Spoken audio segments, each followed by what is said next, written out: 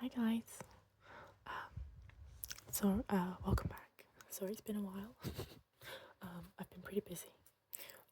But I'm back today and we're gonna read some more of North Child. I think this is part 4. So I'm gonna start straight away again as usual. Okay, so get comfy. Rose. The first thing I made on Widow Holtzig's loom was a table runner. It had a simple reindeer design in the weave, and I was absurdly proud of it. My next projects were a shawl for Mother and headscarves for my 3 sisters. Then I made a jacket for Neddy and a pair of breeches for Father. The last thing I made on that loom was for me, a cloak. It took me nearly half a year to finish. It was during this time that things went so wrong with the farm. Father told me the bad luck began the year I was born. The barley crop failed, and that setback was followed by an unusually harsh winter that killed off our largest sow. Since then, there had been blights that killed our fruit trees, a sickness that went through our poultry, not to mention a heartbreaking series of crop failures. By the summer, when I was working on my cloak, there was so little to go around that it didn't seem right to be hunting chanterelles for Widow Holtzig, nor was there much time for weaving, other than that which was strictly necessary. We were all working so hard just to keep from starving, and there was no extra wool for spinning. For a long time I had been in the habit of scrounging for tufts of wool. I would find them stuck to fences and the bark of trees, but it really wasn't enough, and it was only thanks to Father that I was able to finish my cloak at all. He brought me wool, clumps that he had bargained for from neighbours, and he insisted that I take breaks from chores to go chanterelle hunting with Snurri. Widow Holtzig's tongue grew sharper over the years. She was unsympathetic to our ill fortune, sometimes even openly cruel about it, making nasty remarks about my father's farming abilities. I would have stopped going altogether had I not been on the verge of finishing my cloak. It was the best piece I had ever made. As our life got worse and worse at the farm, I even thought I might sell it to bring in badly needed money, but Father wouldn't hear of it. He said the cloak belonged to me. The next thing I made, he suggested we would sell.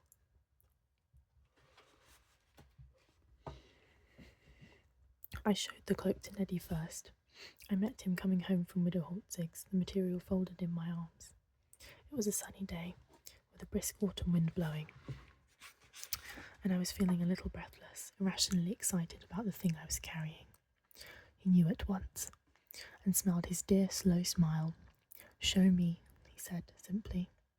I started to unfold the cloak, then, impatient, I shook it out. It caught the breeze, billowing up between us, then it flapped into Neddy's face and we both laughed. He took hold of his end and I held tight to mine. We lowered the cloak and Neddy saw the pattern for the first time. "A windrose," he said, then realising, "Your windrose." I nodded. "Do you think Father will like it?" "Of course, it's beautiful." I laughed again. I couldn't help it, for I knew he was right. "Look," I said, pulling the cloak downward and gesturing for Neddy to lay it on the grass. "Now I'll never be lost, no matter how far I travel." Glancing quickly up at the sun, I pulled off my boots and in my stockinged feet positioned myself at the centre of the cloak. "See, I am the compass needle," I explained, somewhat proudly. "Put it on," Neddy urged. He took the cloak from me and fastened it at the neck. The cloak felt warm and solid and good around me. "Fit for a queen," Neddy said, holding up the ends and pretending to be my courtier. I laughed, remembering the games we played as children. I'd be Queen Rose, and he would be my loyal wizard, or squire, or tutor, whatever role he felt like playing that day. He let go of the cloak, and the wind grabbed it again. Neddy tried several times to catch hold of it, and we were both laughing until tears came into our eyes. It was then I saw the bear.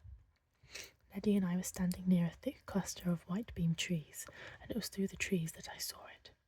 That is, I saw its eyes and could make out a faint blur of white fur through the branches. We looked full into each other's eyes for what seemed a long time.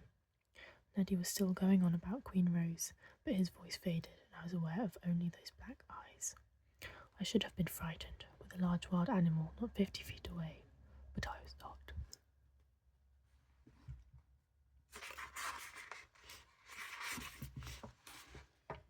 White Bear, unafraid, her mouth a smile, piercing, so long ago, so much lost.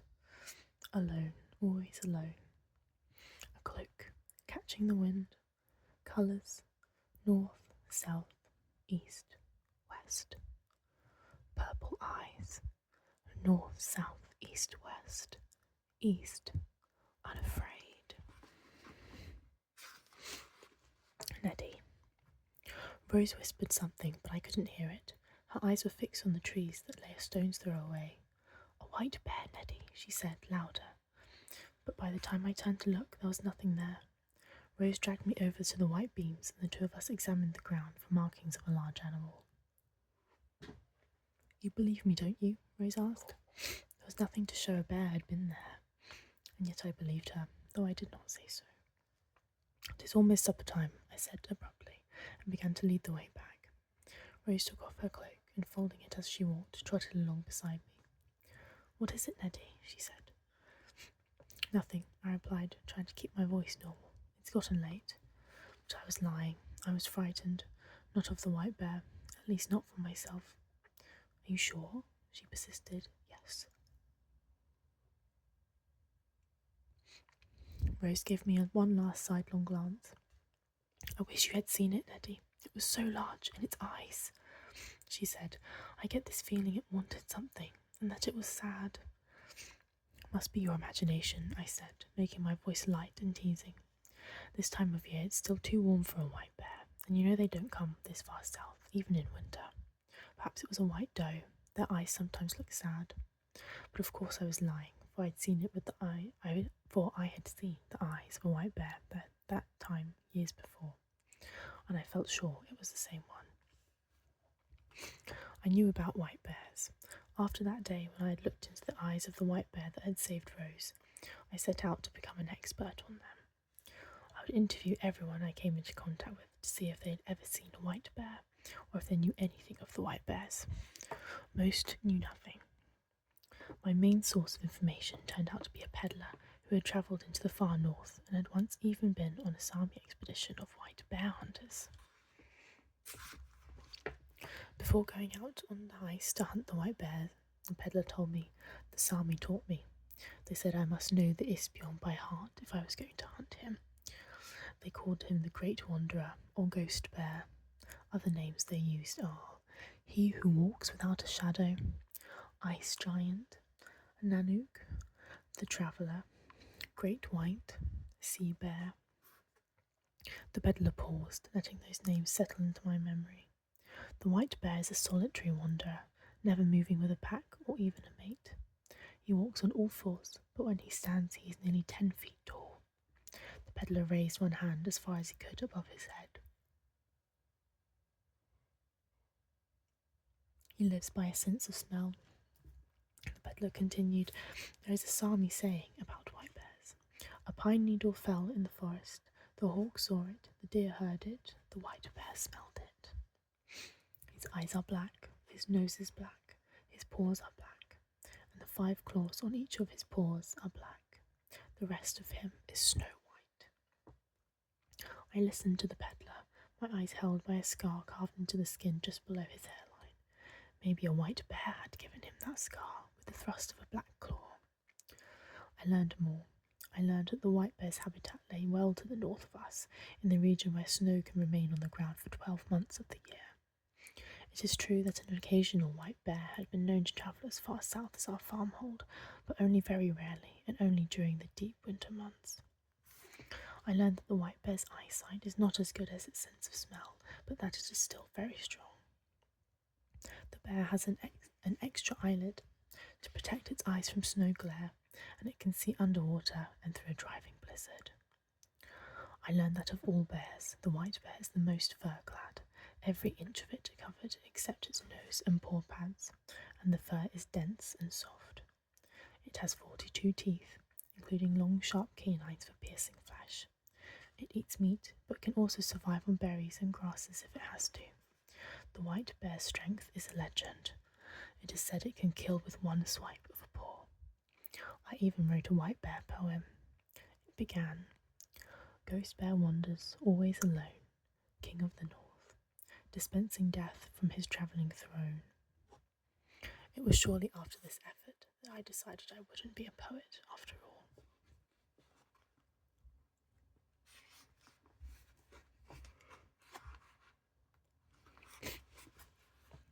Father.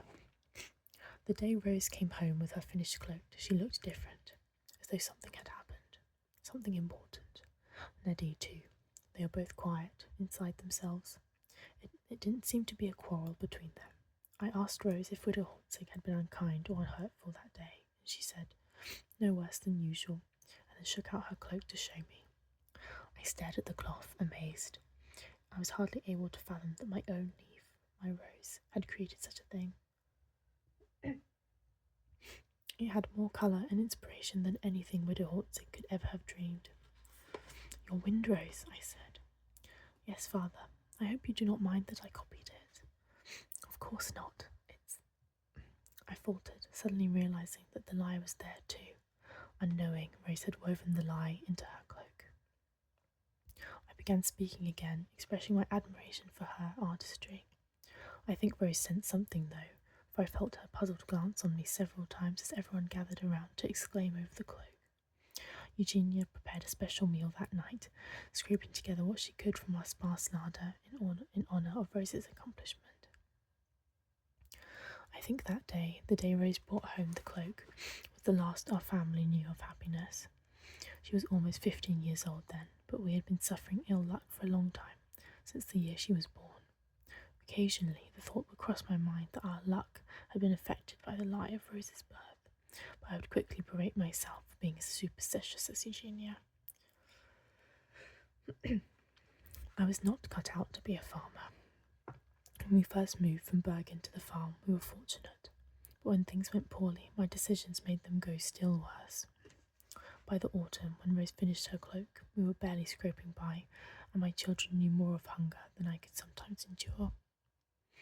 One of the factors that had contributed mightily to our reversal of fortunes was the fact that Eugenia's cousin, who had fallen on hard times of his own, had been forced to sell all his land holdings.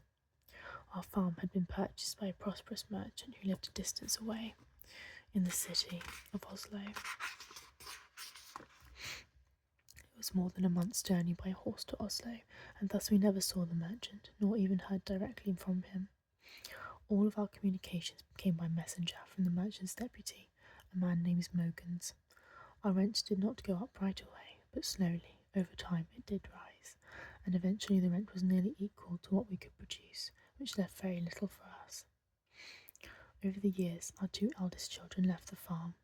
Niels Erland set out for Denmark, where he hoped to make his way, and Selm Eva married an ironworker and moved with him to a village in Njord, far distant from us. We rarely heard from either of them. The day after Rose brought home her cloak, we received a final blow.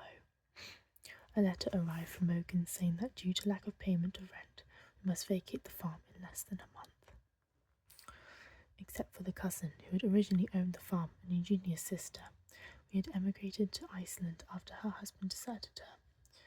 There was no one left alive in Eugenia's family. We would not have considered burdening our two eldest children with the dire news, especially since neither of them was doing much more than getting by.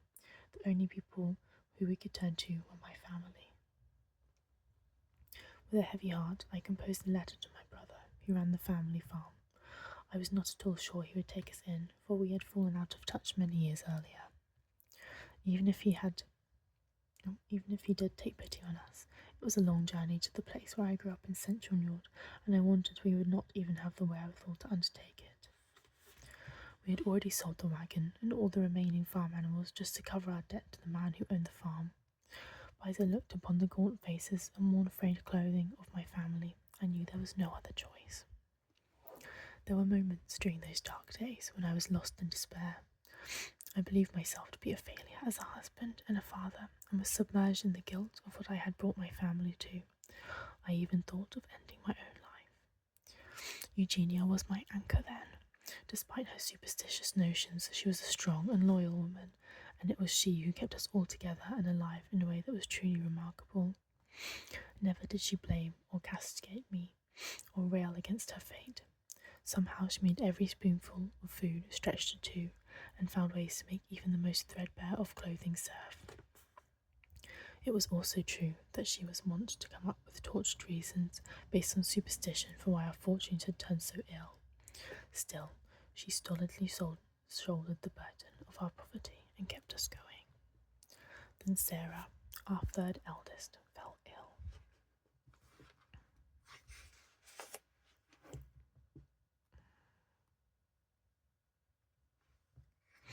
I think I'm going to stop there, or it will be too long.